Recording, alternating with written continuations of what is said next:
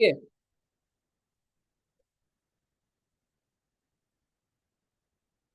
Construction contract, just ऐसे ही एक बार read करना, आपको ये समझ आ रहा है कि हमने करा था सारा। ठीक है, कंस्ट्रक्शन कॉन्ट्रैक्ट क्या होता है, काफी हो चुका है, 90% हो चुका है। प्रैक्टिस ही बच रही है शायद से, बस एक आध क्वेश्चन और प्रैक्टिस कराना, बट ऐसा AS7 में डेटा नहीं है, एक बार जस्ट नॉर्मल रीड कर लो। कंस्ट्रक्शन कॉन्ट्रैक्ट की डेफिनेशन लिखी थी ना हम लोगों ने।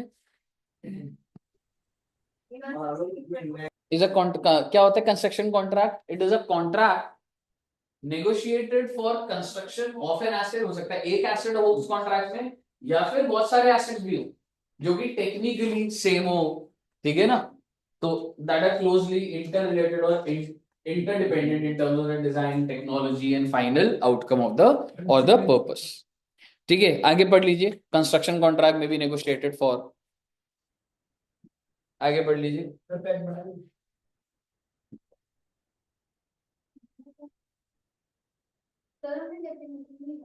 कंस्ट्रक्शन कॉन्ट्रैक्ट की तो लिख लेते हैं कंस्ट्रक्शन कॉन्ट्रैक्ट की डेफिनेशन, है ना, लिख लो, 3 लाइनें यही लिख लो बस।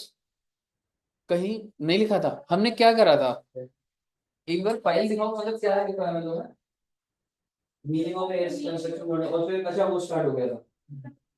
ठीक है, तो कंस्ट्रक्शन कॉन्ट्रैक्ट का मतलब लिख लो बच्चे एक बार, हेडिंग डाल लो मीनिंग ऑफ कंस्ट्रक्शन कॉन्ट्रैक्ट, है ना, और ये 3 लाइंस लिख लीजिए।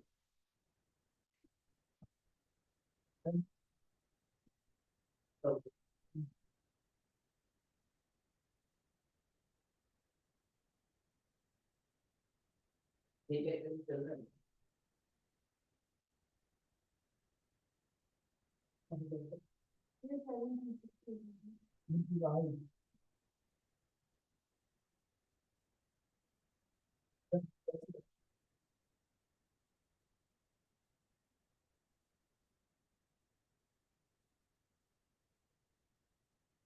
क्या लिखना है कंस्ट्रक्शन कॉन्ट्रैक्ट का मतलब, 3 4 लाइनें तो ये सेल का नाम क्या है, कंस्ट्रक्शन कॉन्ट्रैक्ट।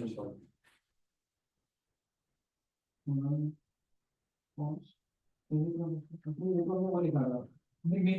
हाँ, मीनिंग हेडिंग डालते हैं, ऊपर हेडिंग डालते हैं, हाँ, और उसके बाद कंस्ट्रक्शन कॉन्ट्रैक्ट। एंड आपको ना बच्चे मॉड्यूल रीड तो करना ही पड़ेगा। ठीक है ना, मतलब ऐसी चीज नहीं है कि बोलूं कि भाई ये लिख लिया तो बस हो गया वो चीज। AS7 construction contract.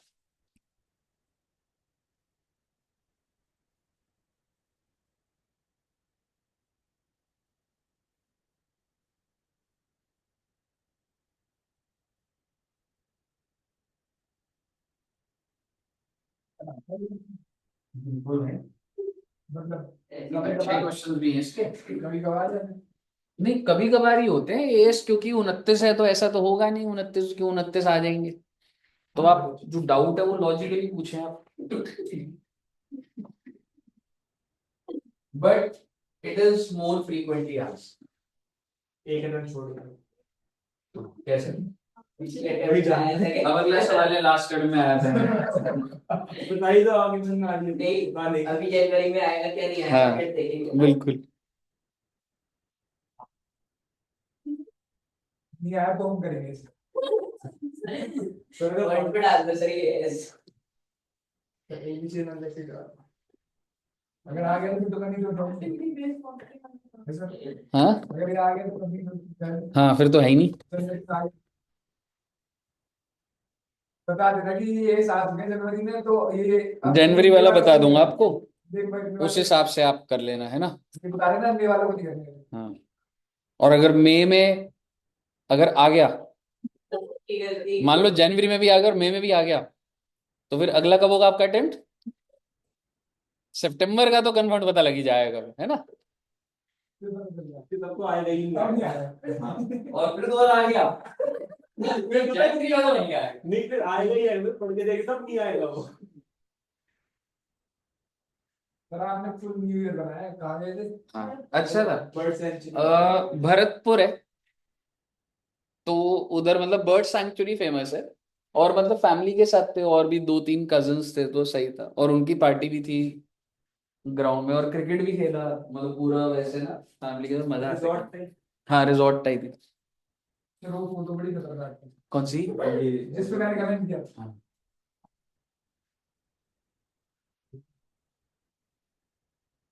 अभी और भी मेरे को डालनी और बनानी में टाइम ही नहीं लग पा रहा है। तो कहाँ जाता है? बहुत बहुत टाइम लगता है यार। अब जैसे आया 4 घंटा ट्रैवल करा, घर आए। अरे गंदा रख लो ना सोशल मीडिया के लिए। है ना वो आईटी वाले वो तो है, पर मैं खुद से कुछ ना कुछ कर ही रहा हूँ वाली चीजें। नहीं यार, अब हर मतलब ना बनानी है मेरे को तुम लोग का टैक्स का, अकाउंट्स का, फाउंडेशन का। ठीक है, एनीवेज लिख लिया कंस्ट्रक्शन कॉन्ट्रैक्ट। अच्छा, फिर आपको ध्यान होगा मैंने आपको बोला था, अच्छा ये जो आगे का पैरा है ये नॉर्मल नहीं है कि आप रोड बना रहे हो, डैम बना रहे हो, पाइपलाइन बना रहे हो, सब कंस्ट्रक्शन कॉन्ट्रैक्ट्स होते हैं। ठीक है, उससे आगे क्या लिखा है? For the purpose of the standard construction contract also include contract for rendering the services, यानी कि सर्विस के भी कॉन्ट्रैक्ट को कंस्ट्रक्शन बोला जाता है। Contract for destruction of an asset और रिस्टोरेशन ऑफ एनवायरमेंट। ठीक है, एक बार जस्ट इसको रीड कर लो, सारांश से ही बता दूं तुम्हें, वैसे उसमें सारी बातें लिखी हुई थी। ठीक है, बट कोई बात नहीं। आप मतलब ना इसको लिखोगे कैसे, लिख लो चलो, कंस्ट्रक्शन कॉन्ट्रैक्ट इसके नीचे ही लिख लो, meaning of construct construction contract also includes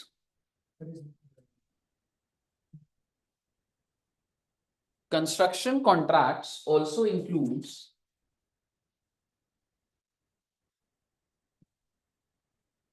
contracts for rendering of services, second वाला बॉक्स है, contracts for rendering of services related to construction of an asset.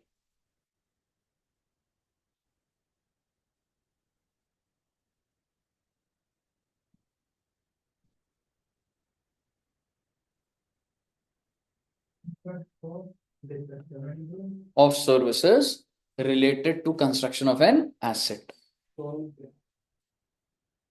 और थर्ड वाला, और मतलब सेकेंड या वैसे करके जगह, कॉन्ट्रैक्ट्स फॉर डिस्ट्रक्शन और रिस्टोरेशन ऑफ एन एसेट और एनवायरमेंट।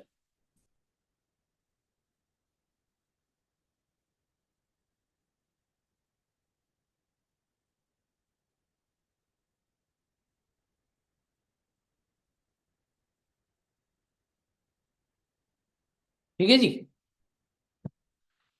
अब इसके नीचे एग्जाम्पल दिया हुआ है, मतलब ऐसे बच्चों वाला है, जस्ट आपको रीड करना है। आपको अपने मॉड्यूल का कोई भी एग्जाम्पल छोड़ना नहीं है, आपको लगे अरे इलस्ट्रेशन आती है, ऐसा नहीं है भाई। ठीक है, हम कोई भी चीज जो इंस्टीट्यूट का डेटा हो मिस बिल्कुल भी नहीं कर सकते। ठीक है, एग्जाम्पल नंबर 1, एक बार जस्ट इसको रीड करो, और सिर्फ नॉर्मल रीडिंग मटेरियल।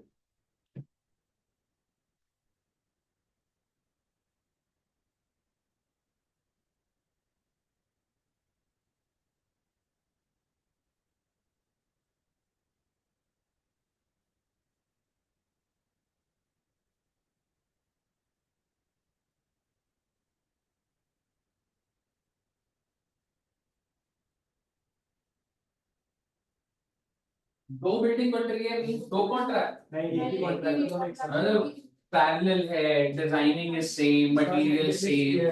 ठीक है, so it is a single construction contract. बहुत और चीजों पे भी मैटर करता कि मैं जैसे नेगोशिएट कैसे कर रहा हूँ, फिर और डेटा देखना पड़ता है। एग्जैक्टली, और तू पार्ट ऑफ द काम करना चाहते हैं, इन सब बातों से होता है, इतने से डेटा से मुझे क्या पता लग रहा है, सिंगल। ठीक है, एग्जाम्पल नंबर 2 रीड कर लो बस।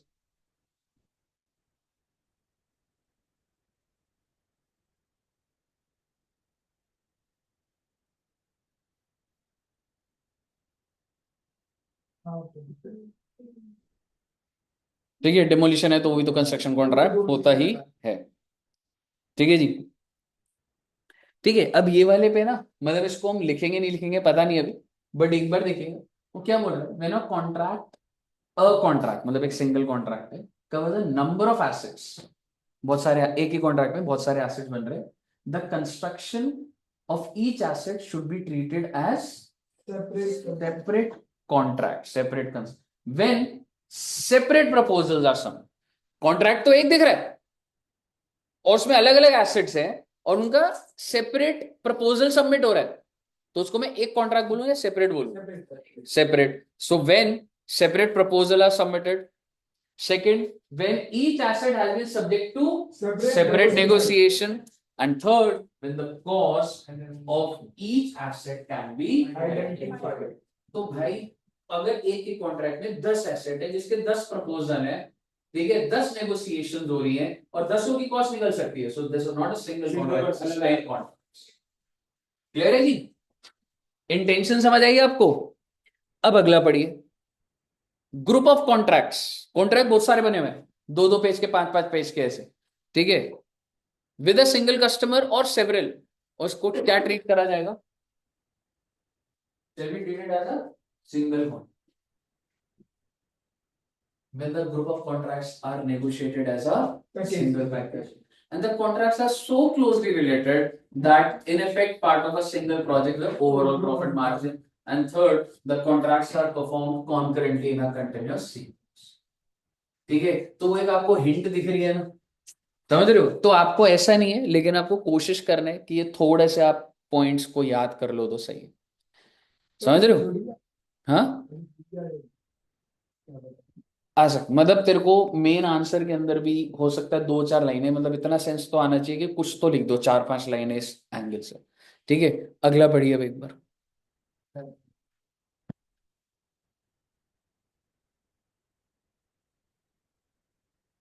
एडिशनल एसेट की बात कर. Additional asset exact.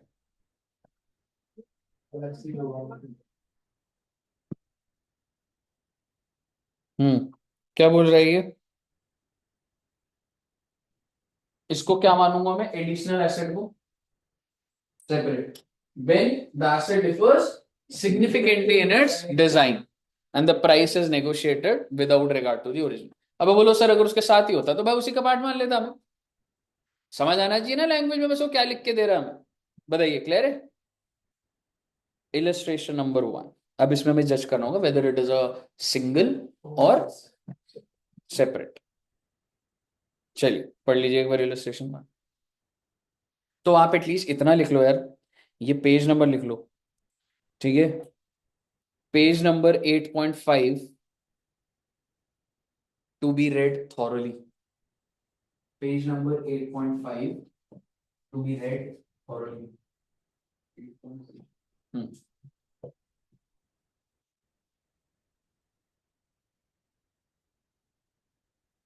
ठीक है जी. Illustration number 1. बस हो गया, यही वाले पॉइंट ही थे, एक आध पॉइंट हल्का हल्का आएगा.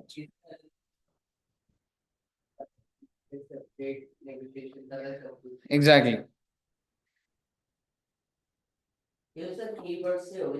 उसी से पता लग रहा है. हाँ, ठीक है ना. तो अब आप देखो उन्हें ऐसे लिखा है ना, उसने वही वाली लैंग्वेज पहले रिपीट करी है ना.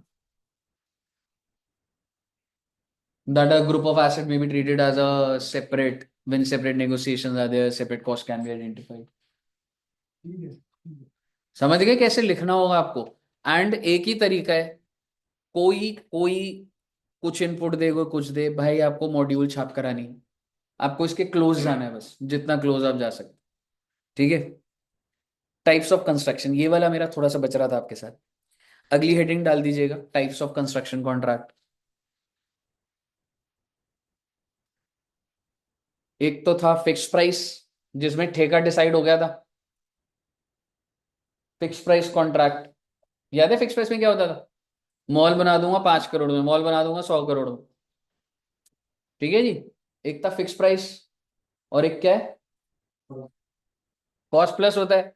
अभी मैं बात कर रहा हूँ उससे, वो उसको यही नहीं पता मॉल में फ्लोर कितने बनाने हैं. मैंने कहा सर कितने फ्लोर का मॉल बनेगा? कह रहा यार मैं सोच रहा हूँ या तो 7 फ्लोर होंगे या 9 फ्लोर होंगे. ठीक है, मैंने कहा सर एक काम करते हैं, काम शुरू करते हैं, जो जो कॉस्ट बढ़ती जाएगी मेरा मार्जिन इतना है, मैं ऐड करता जाऊंगा. समझ रहे हो? When the scope of work is not clear, तो जनरली कौन सा कॉन्ट्रैक्ट हो जाता है? Cost plus contract. समझ रहे हो? हालांकि generally builder will not prefer, वरना उसको आपको मार्जिन दिख जाएगा. बोलूंगा सर आप डिसाइड कर लीजिए फिक्स्ड अमाउंट फिर बताऊंगा. ठीक है ना, बट कॉस्ट प्लस. ठीक है, अब बढ़ते हैं एक बार, फिक्स प्राइस में क्या लिखा है? Contractor agrees to a fix contract price और fix rate per unit of out, जैसे स्क्वायर फीट के हिसाब से हो गया ना सर, मॉल बना दिए, इतने स्क्वायर फीट मॉल बना है और रेट था 5,000 पर स्क्वायर फीट। समझ रहे हो, ऐसे भी तो होता है, घरों का रेट ऐसे ही होता है ना स्क्वायर फीट के हिसाब से। ठीक है, which is in some cases subject to cost escalation. Cost escalation क्या है ये?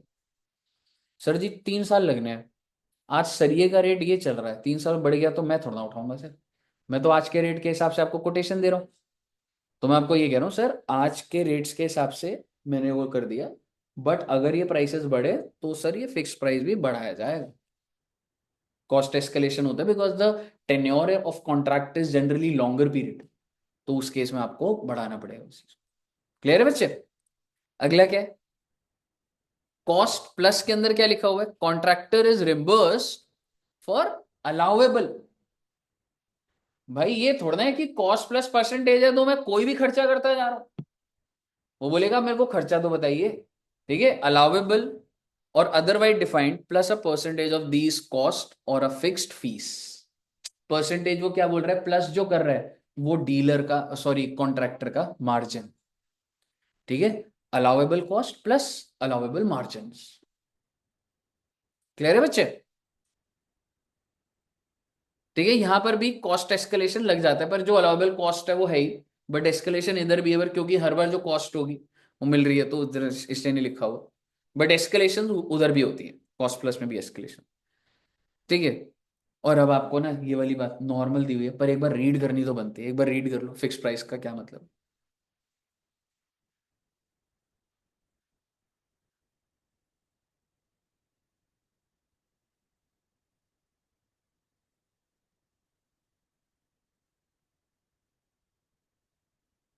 Road, flyover.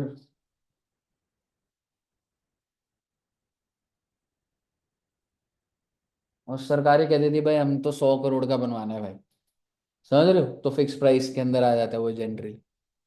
ठीक है ना? Sudden increase in wage rate, construction material may require the contractor to add a cost escalation clause, because अगर आप नहीं करेंगे और अगर प्राइस बढ़ गया तो आपको लॉस भी तो हो सकता है, क्योंकि वो तो यही बोलेगा ना आपने पहले ही क्यों नहीं बताया मुझे। समझ रहे हो? और कॉस्ट प्लस में क्या लिखा है बच्चे? कॉस्ट प्लस पढ़ लीजिए, पढ़ लिया था ना ऊपर वाला?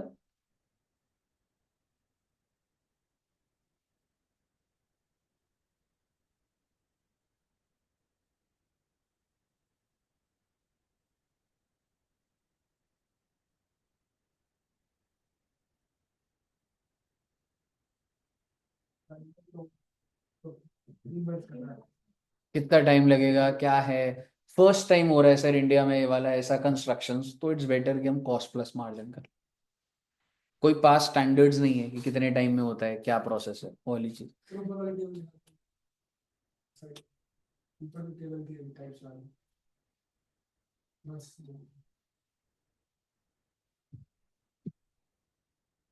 ठीक है जी, आगे बढ़े। अब इसी के ऊपर ना कुछ एग्जांपल्स नए नए डले हुए हैं, आइए वो देखते हैं।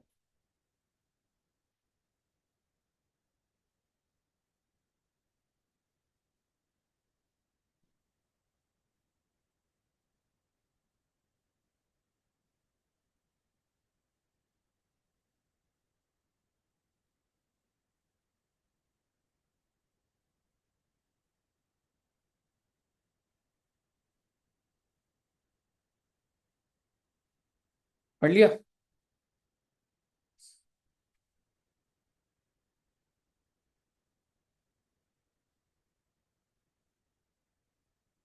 आइए, कॉन्ट्रैक्ट कॉस्ट एंड रेवेन्यू ना, यार ये इसमें वही था, एक बार बात कर लेते हैं। तो तुम बोलने का नहीं है, रेवेन्यू में क्या क्या आएगा? Initial contract price plus variation in the contract work claims, इनसे जल्दी करा काम तो इंसेंटिव भी मिलता है, लेट करा तो पेनल्टी लगेगी। ठीक है, that is problem that will result in revenue there केवल बीइंग रिलायबली मेजर्ड।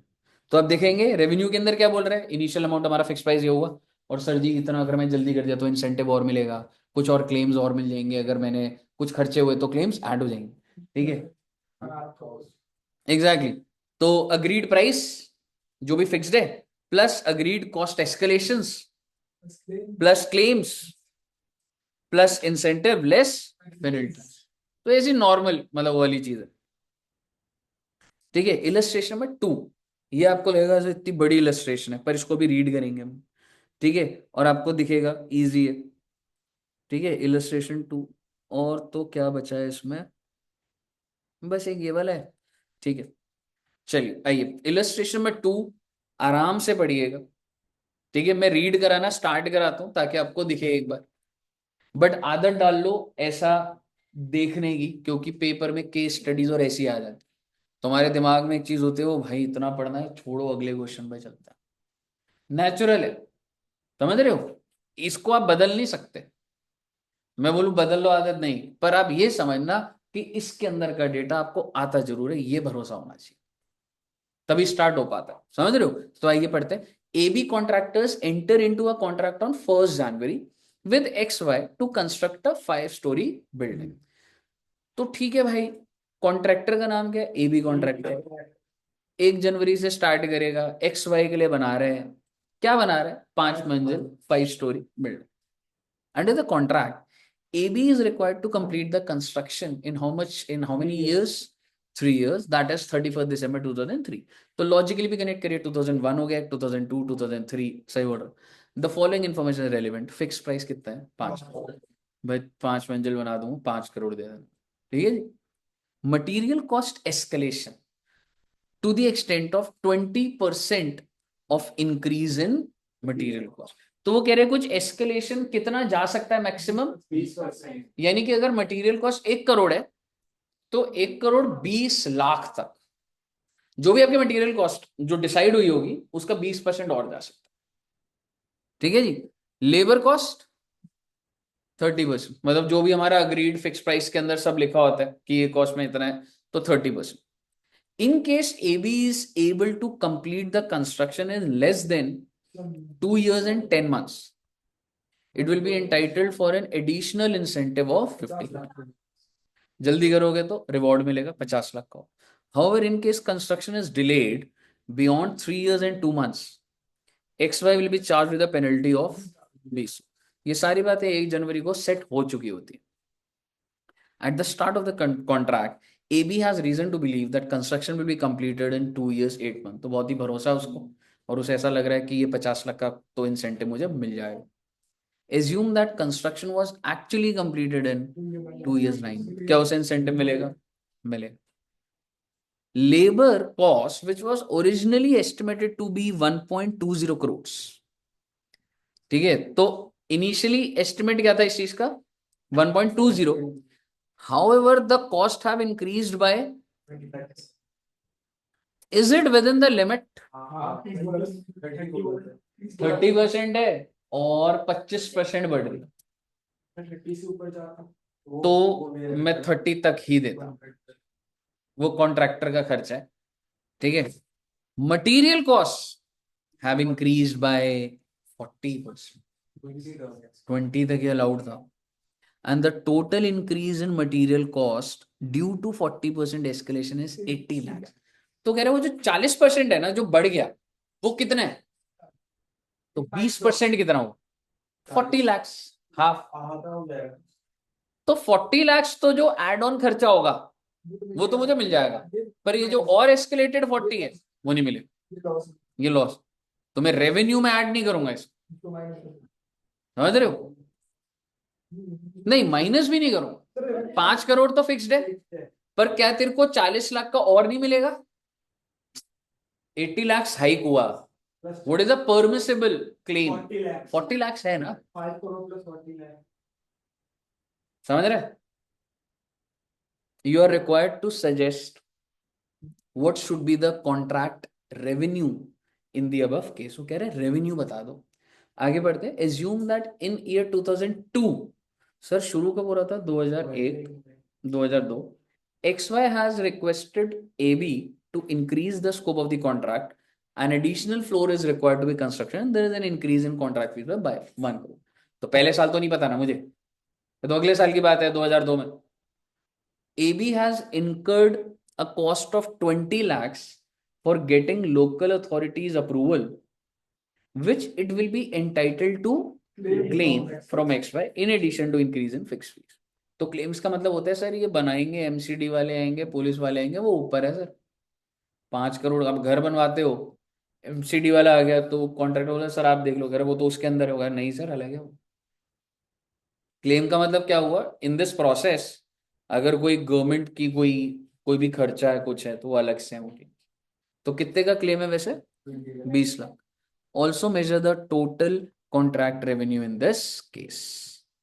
तो आप देखेंगे कहानी स्ट्रांग है तो आंसर में इतना कुछ नहीं है। टोटल रेवेन्यू आफ्टर कंसिडरिंग, तो फिक्स प्राइस कितना था, मैं पहले साल पे ही हूं, ठीक है, we are just calculating revenue.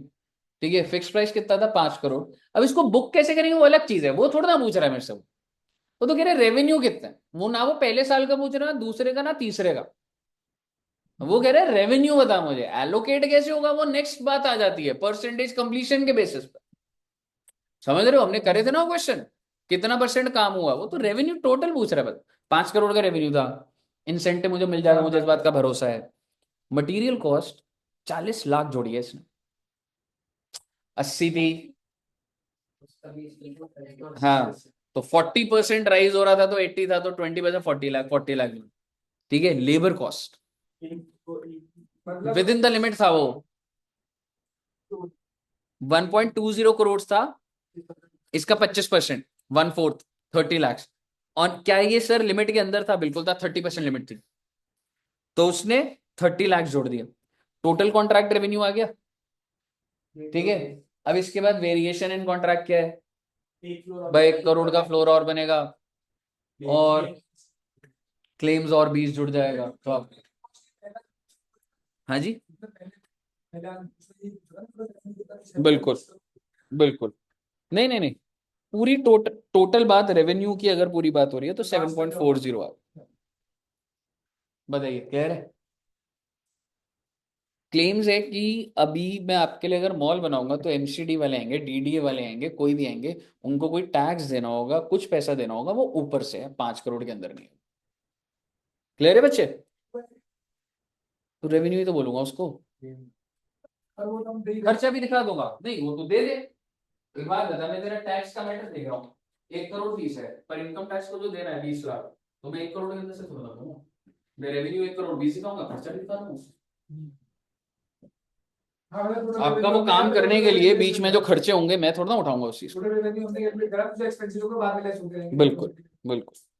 एक छोटी सी चीज है इसमें, कॉन्ट्रैक्ट के अंदर कॉस्ट क्या क्या आती है, जो डायरेक्टली रिलेटेड कॉस्ट होती है, जो एट्रीब्यूट हो जाएगी, और एक तीसरा as are specifically chargeable to customer under the terms of the contract, कुछ नहीं है, थ्योरेटिकल बात। ठीक है जी,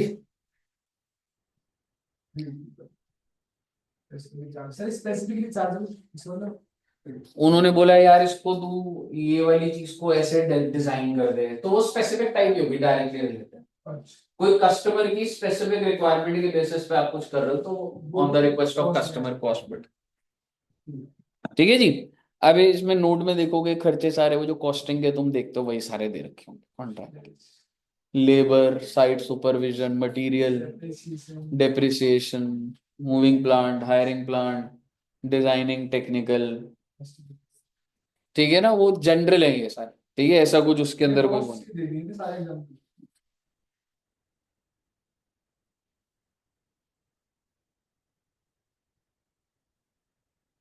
मतलब ये ना बहुत कॉमन सेंस रिलेटेड है, मतलब ऐसा कुछ नहीं है। अब एक बार एग्जाम्पल नंबर 3 खुद से करने की कोशिश करना, जानने की ऐसी जरूरत नहीं होती, कॉस्ट प्लस है, अगर तुम नॉर्मल लॉजिक भी लगाओगे सॉल्व कर दोगे। ठीक है, एक बार देखिएगा, ये वाला खुद से एक बार रीड करके ट्राई करके देखो।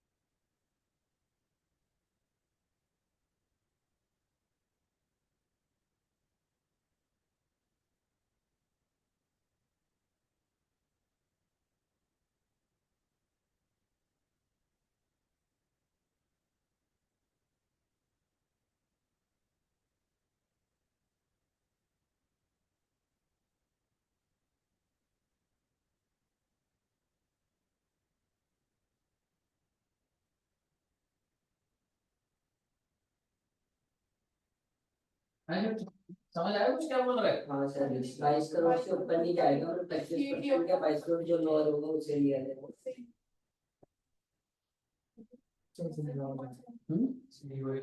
नहीं आया समझ? हाँ, कॉन्ट्रैक्ट प्राइस विल बी, क्योंकि ना अगर तेरा कॉस्ट, अच्छा सबसे पहले बोलता हूँ, क्या है एबीसी कॉन्ट्रैक्टर का नाम क्या है, और वो क्या कह रहा है, एबीसी प्रॉफिट अग्री किया हुआ है 25% ऑन दी एक्सपेक्टेड कॉन्ट्रैक्ट। भाई एबीसी अपना प्रॉफिट 25% से ऊपर तो नहीं ले जाएगा, और कॉन्ट्रैक्ट कॉस्ट कितनी है, इससे ऊपर नहीं जाएगी, इससे कम हुई तो कम बढ़िया है, पर 25 बोल दोगे तो 25 नहीं होगी भैया। ठीक है, the agreed price will be revise depending upon the actual cost incurred, the cost for fixation will be taken actual cost और 22 crore which ever is less. वो क्या बोल रहे हैं भाई, 22 करोड़ से ऊपर जा सकते हो क्या आप? नहीं जा सकते। ठीक है, नाउ आगे देखिएगा, assume that the cost expected to be incurred are 16। Sir cost कितने की होगी मेरी? 16 करोड़। तो मैं आपके लिए कुछ काम करूं, 16 करोड़ है, और मेरा मार्जिन कितना था? तो भाई मैं तो 20 करोड़ ही मांगूंगा ना तुमसे, समझ रहे हो? मैं ये थोड़ा ना बोलूंगा 22 तो लगना ही लगना है, नहीं, 22 से ऊपर नहीं जा सकते। आपका 16 करोड़ का खर्चा है, 16 करोड़ ले ले 25%। ठीक है, दूसरा क्या कह रहा है, कहाँ गया, however if the cost कहाँ लिखा हुआ है, सॉरी, द कॉन्ट्रैक्ट में 20 करोड़ हो गया था, based on actual cost incurred scenario one, if the cost incurred is 15 crore, तो बेटा 15 करोड़ का 25 ही तो मिलेगा ना बेटा, तो कितना हो जाएगा 3.75, दस द कॉन्ट्रैक्ट पे क्या हो जाएगा 18.75। क्लियर है? अगला क्या बोल रहा है, सिनेरियो टू, अब की बार खर्चा कितना हो गया भाई उसका 25, तो 25 का 25% ले लोगे क्या तुम? 22 करोड़ अलाउड है, उसका 25% ही मिलेगा, 27.5 से ऊपर थोड़ा खींच लोगे, तो रेवेन्यू क्या हो गया 27.5, खर्चा कितने का ना, एक्चुअल बिल्डर हो तुम, तुम्हारा तो 25 लगा है, तुम्हारा 25 लगा है, तुमको मिल नहीं रहा, इसका मतलब ये थोड़ा ना तुम खर्चा रिकॉर्ड नहीं करोगे। हाँ, प्रॉफिट कम हो गया ना, कम हो गया बस, हाँ, एक्चुअल कॉस्ट थोड़ा ना अपनी इग्नोर कर दोगे आप। ठीक है ना, बताइए क्लियर है? बस बेटे खत्म, एक पॉइंट रह गया बस, एग्जाम्पल वो भी। सर एक क्वेश्चन था लास्ट क्लास में जो हमने करा था इलस्ट्रेशन, कोई आपने बोले वाले हाँ ये नहीं करनी ना, वही वाली उसी पे ही, हाँ।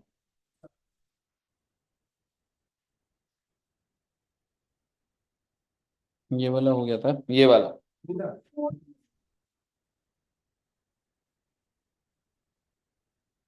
हम्म, ये वाला था। चलिए एक बार इसको रीड करना। अच्छा सबसे पहले और फिर मुझे बता देना है फिक्स प्राइस है कॉस्ट प्लस। ठीक है, एक बार इसको रीड करना है।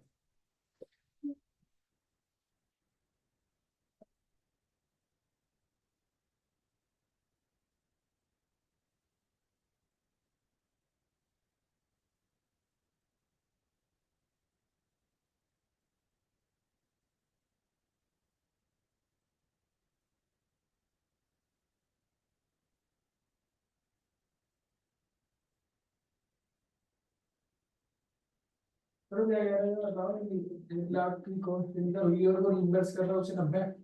हाँ, 1 लाख की कॉस्ट में 90 रिम्बर्स कर रहा है, और वो मार्जिन कितना देगा तेरे को 10। हाँ तो टेक्निकली 90 + 10 99,000 रेवेन्यू हो जाता है। ठीक है, और तूने 1 लाख का खर्चा करा है, तो क्या तेरा बुक्स में एक्चुअल 1 लाख रिकॉर्ड नहीं होगा? इसलिए पीएनएल में आपको 1 लाख दिख रहा है। ठीक है, तो लॉजिकली तो तेरे को लॉस कितने का हुआ 1 लाख का।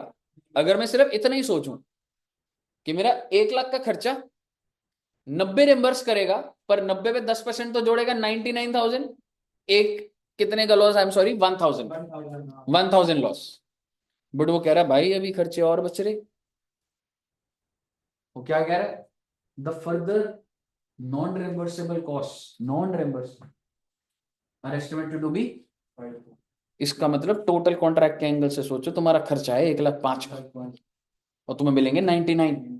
तुम्हें 6,000 का नुकसान है, बुक करो। इसलिए आपने प्रोविजन बनाई 5 की। और सर ये वही बात आ गई कि जितना एक्चुअल लॉस है वो तो इधर आएगा ही आएगा ही और आएगा, बैलेंसिंग वगैरह आप इधर आएगा ही डाल आएगा। कोई से निकालना बिल्कुल मैं लास्ट क्लास में बिल्कुल। क्लियर है?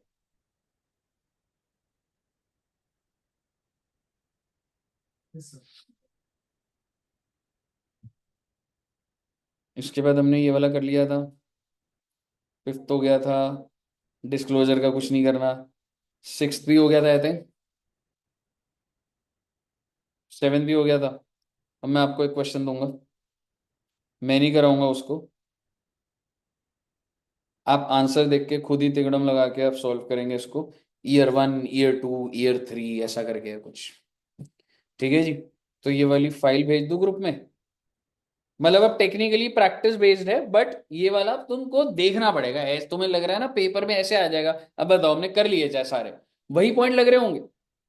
ठीक है, अभी जब तुम इसको सॉल्व करोगे, लेकिन इसको आप फर्स्ट टाइम में तो सॉल्व नहीं कर पाओगे ना। अब वो लगे क्या ही हो गया भाई, कुछ 100 lakh standard material stored at site, पता ही नहीं। तो आप ये समझो कि जब तक ऐसा नहीं है कि आपने बस स्टैंडर्ड उठाया, 6 इलस्ट्रेशन आगे की देखी और हो गया, ऐसा नहीं है। अगर आपने इसके एमसीक्यूज नहीं करे तो पेपर में सॉल्व नहीं होगा।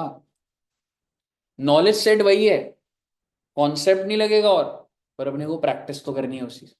समझ रहे हो? तो एक बार बच्चे इलस्ट्रेशन, सॉरी क्वेश्चन नंबर 9 है ना, पूरा आ पाएगा इस पे? मैं एक बार ये ग्रुप में भेज देता हूँ।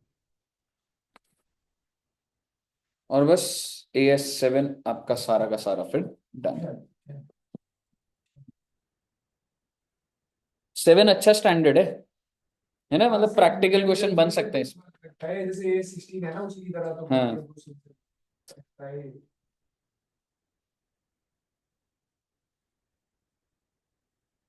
तीन चार है सर जो जैसे कि 2 हुआ 16 हुआ 7 हुआ 2 भी सही है, हाँ। है ना जिनमें न्यूमेरिकल 11 है, हाँ 11 12 है। ये numerical वगैरह। हाँ जैसे 1 और 3 भी 1 हुआ हाँ, ये 5 हुआ ये तो ये सिर्फ ऐसे ही है, हाँ। पूरे थ्रू है 4, 5 ये वाले हाँ ऐसे ही थे। 4 5 9 भी रेवेन्यू 9 भी थ्योरेटिकली है ना? मैंने फाइल भेज दी है, तो मैं तुमको क्वेश्चन स्क्रीन पे यहाँ पर देख लो चाहे।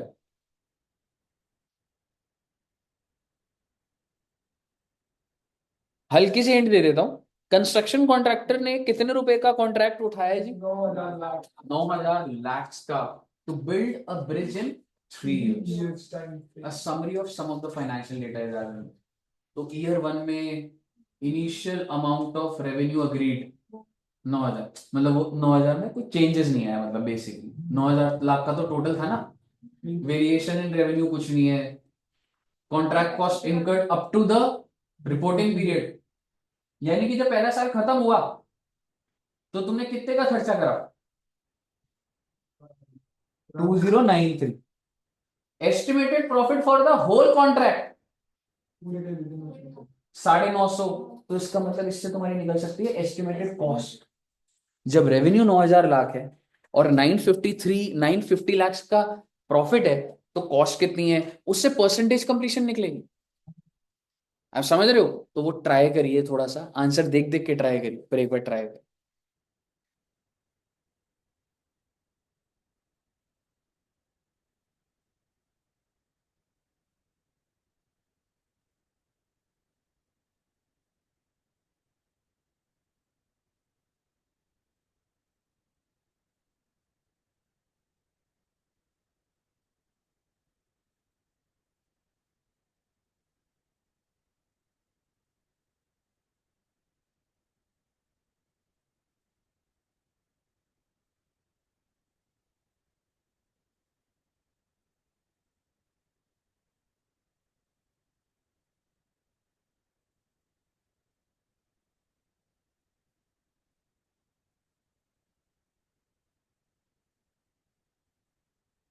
सर मैं फर्स्ट ईयर के उससे डिवाइड करूंगा ना कॉस्ट से टोटल कॉस्ट को परसेंटेज कंप्लीशन अगर मेरे को फर्स्ट ईयर का करना है फिर से बोलिए एक बार। मैं फर्स्ट ईयर का परसेंटेज कंप्लीशन निकाल रहा हूँ हाँ। और मेरे को टोटल कॉस्ट पता चल गई तो मैं फर्स्ट ईयर की जो 2,093 मेरी कॉस्ट आई है इससे टोटल कॉस्ट को डिवाइड करूंगा ना हाँ परसेंटेज कंप्लीशन 26%।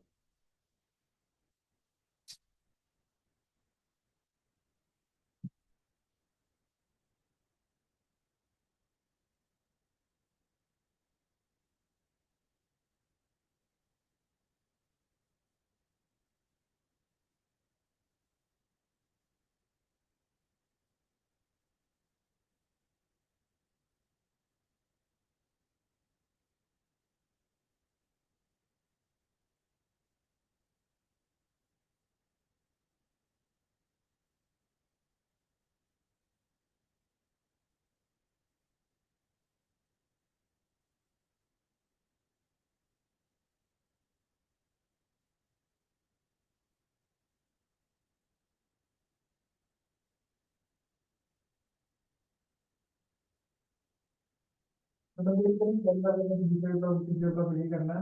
हाँ, पर ये वाला दिमाग में लगाना है, तो थोड़ा देखो रेफर आंसर से करना पड़ेगा। Contract cost incurred up to reporting date, पर इसके अंदर कुछ क्या क्या है, standard store at the site to be used in year 3, क्या लॉजिक है, वो थोड़े आंसर से देख के कुछ दिमाग लगाना।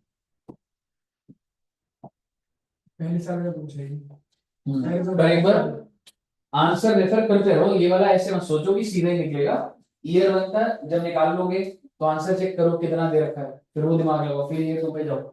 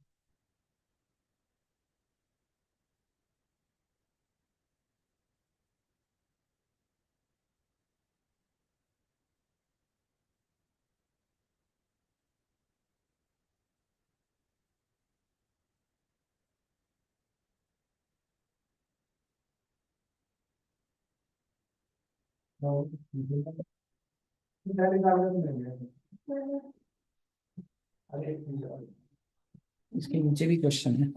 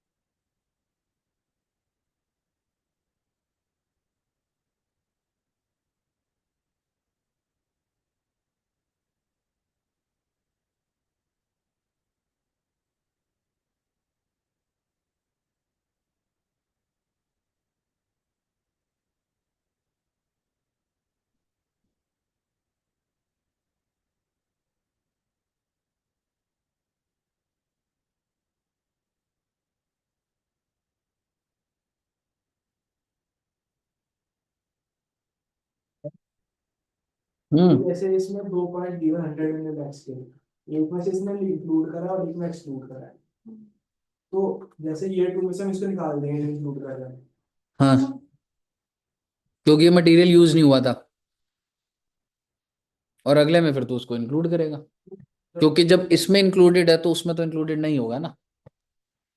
इसमें इंक्लूडेड है पहले, इसमें से निकाल, 6 में इंक्लूडेड। हाँ इसमें से निकाला है और उसमें इंक्लूड है ही नहीं पहले से, तो उसमें क्यों ऐड करेंगे जब क्योंकि इसमें वो से उस टाइम की कॉस्ट है ना, क्योंकि वो तू यूज ईयर 3 में कर रहा है ना, जिस साल में कंज्यूम करेगा मटेरियल उसी साल की कॉस्ट है।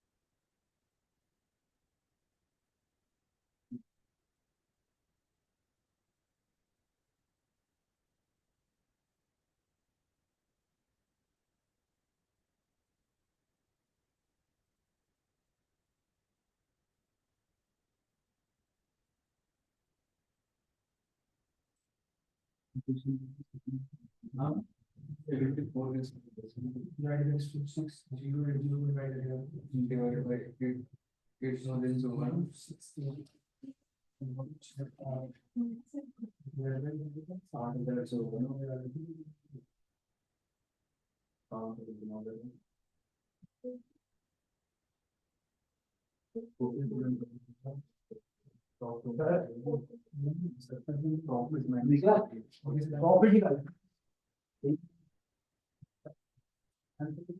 हाँ समझे तो गलत तरीके से काम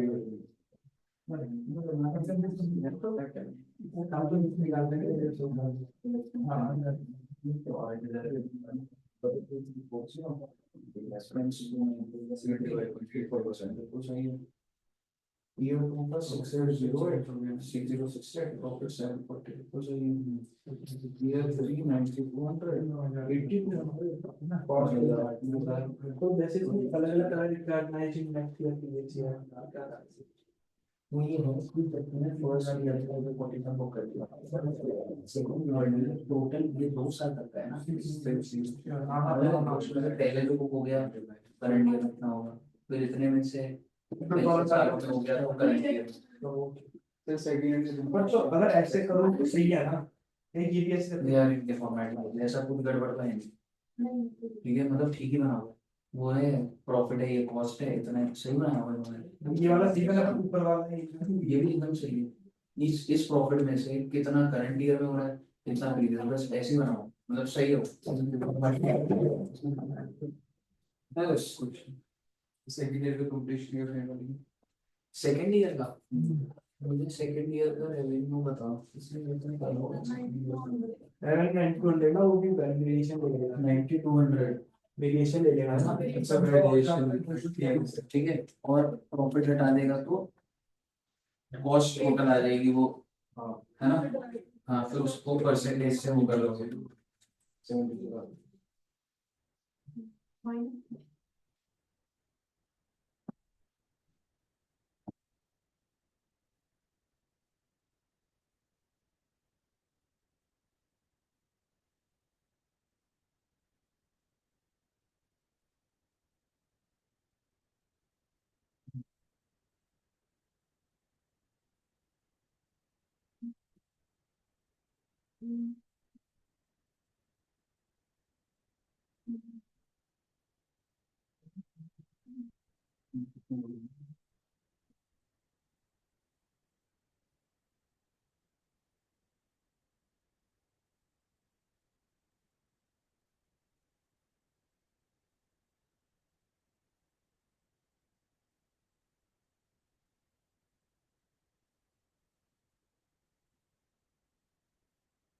बन गया?